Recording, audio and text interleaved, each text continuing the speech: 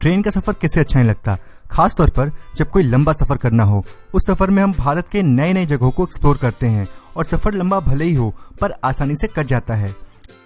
पर कभी कभी हमारा कोई सफर हिंदी का सफर ना होकर इंग्लिश का सफर बन जाता है, जब हमारी ट्रेन लेट हो जाती हैं और एक ही स्टेशन पे घंटों रुकी रहती हैं। कभी सिग्नल की प्रॉब्लम, कभी लाइन में खराबी और कभी कभी लोकोमोटिव के चेंज होने में काफी समय लग जाता है। ऐसा बहुत बार होता है जब कोई ट्रेन अपने स्टार्टिंग पॉइंट से इलेक्ट्रिक लोकोमोटिव से शुरू होती है और बीच में उसे डीजल इंजन से चेंज करना पड़ता है आगे इलेक्ट्रीफाइड रूट्स के अभाव में। कितना अच्छा होता कि ऐसे रूट्स पर ट्रेन के इंजन को ना चेंज करना पड़ता, कितना वक्त बचता हम सबका। पर अब सच में ऐसा संभव है ड्यूअल मोड लोकोमोटिव के यूज से। ड्यूअल मोड लोकोमोटिव एक ऐसा लोकोमोटिव है जो दोनों ही ट्रैक्शन इलेक्ट्रिक और डीजल पे चल सकता है। जब ट्रेन इलेक्ट्रीफाइड रूट पे चल रहा होगा तब उस लोकोमोटिव का पेंटोग्राफ यूज में होगा, और जब ट्रेन नॉन इलेक्ट्रीफाइड रूट पे चल रहा होगा तो उस लोकोमोटिव में लगे डीजल इंजन अपना काम शुरू कर देंगे। और इस तरह बिना इंजन को चेंज किए ट्रेन बिना किसी रुकावट के चलेगी और हम सबका बहुत वक्त बचाएगी। इनके बेनिफिट्स के बारे में हम आगे बात करते हैं। पहले ये जानते हैं कि ड्यूअल मोड लोकोमोटिव काम कैसे करेंगे। Dual mode locomotives generally diesel engine को मॉडिफाई करके बनाए जाएंगे।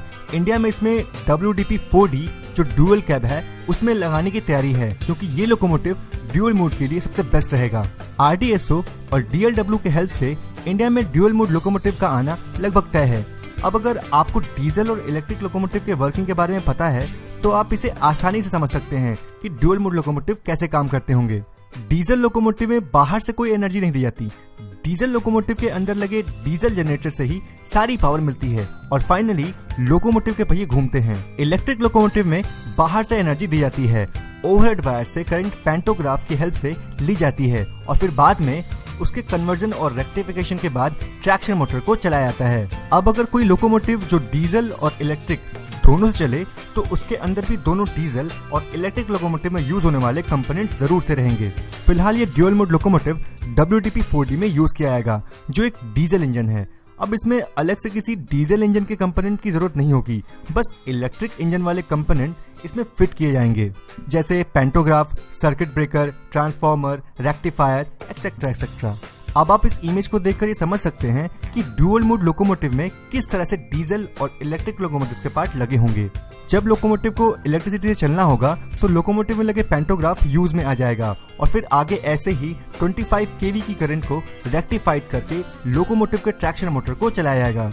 और जब डीजल मोड में चलना होगा तो पेंटोग्राफ यूज में नहीं होगा और लोकोमोटिव में लगे डीजल जनरेटर्स करंट पैदा करेंगे जो बाद में रेक्टिफाई होके ट्रैक्शन मोटर को चलाएंगे। पर ऐसा नहीं हो सकता कि एक ही साथ डीजल और इलेक्ट्रिसिटी से लोकोमोटिव चले, क्योंकि कुछ कंपोनेंट्स दोनों ही मोड में कॉमन होंगे और उनको एक बार में ही एक ही ट्रैक्शन पे चलाया जा सकेगा। अब अगर एक ही लोकोमोटिव में दोनों ट्रैक्शन वाले कंपोनेंट्स मौजूद होंगे तो लोकोमोटिव बहुत ज्यादा भारी हो जाएगा। इसके लिए भी RDSO और DLW के इंजीनियर्स ने कुछ सोच के रखा है जिससे इसके वेट को कम कर सकें। जैसे WDP-4D के 6000 लीटर के फ्यूल टैंक को 3000 लीटर कर दिया गया।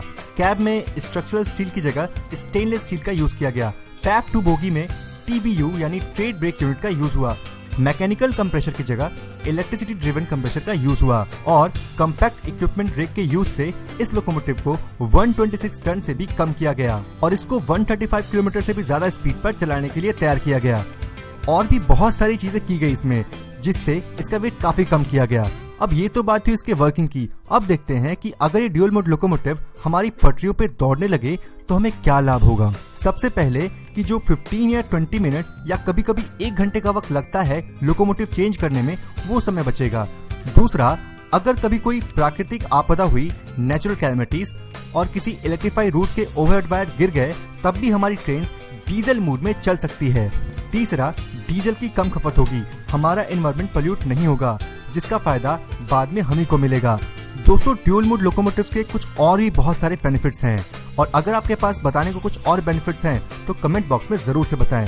दोस्तों, इंडिया में 50% से भी ज्यादा ट्रैक्स इलेक्ट्रीफाइड हैं और तेजी से काम आगे चल रहा है, पर अभी भी बहुत जगह रूट्स इलेक्ट्रीफाइड नहीं हैं और वहां से आने वाली ट्रेन जब इलेक्ट्रीफाइड रूट्स पे आती हैं तब समय और डीजल की बहुत खपत होती है।